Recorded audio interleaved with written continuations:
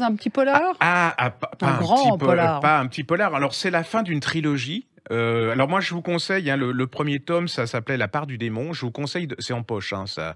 Je vous conseille de le lire dans l'ordre. Mais bon, si vous voulez vraiment commencer par le 3e qui vient de paraître, c'est Mathieu Le Cerf, hein, c'est aux éditions La Bête Noire chez Robert Laffont.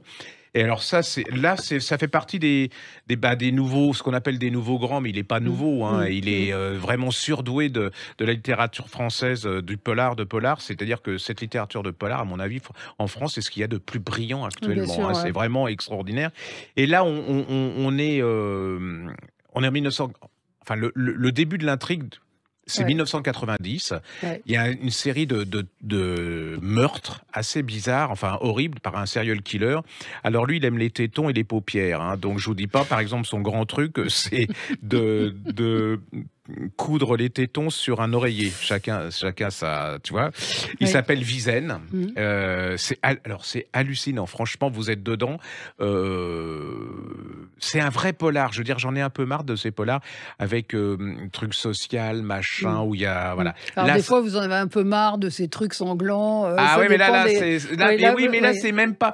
C'est voilà. Et alors, il y a un trio. Il y a un inspecteur, hein, qui s'appelle Manuel, avec un nom pas. Manuel de Almeida. Voilà, il est chargé de l'enquête. Voilà. Et puis il a une coéquipière et son frère qui est journaliste et écrivain. Alors là, c'est un trio d'enfer.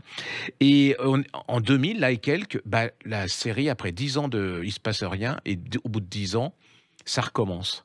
Et donc là, l'enquête repart à mieux que jamais, quoi. Ça va, c'est relancé. Ah ouais, mais franchement, le gars, c'est un peu comme Karine Gibel. Hein. Enfin, moi, je dormirais pas à côté de Karine Gibel, et je ne sais pas si je serais copain avec Mathieu Le Cerf, parce que, à mon avis, ils ont quelque chose quand même.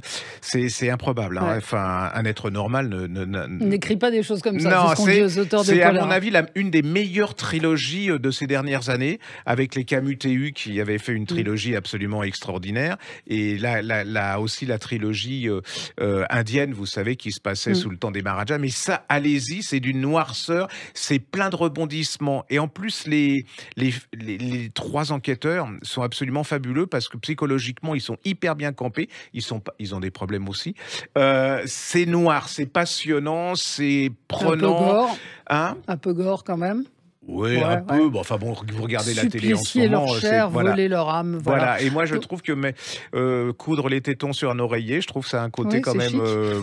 Fallait. C'est joyeux. Oui, ça s'appelle La mort dans l'âme.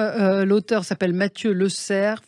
L-E-C-E-R-F, et c'est chez Robert Laffont, La Bête Noire. Et vous lisez les premiers, hein, voilà. Allez-y, c'est vraiment un incontournable.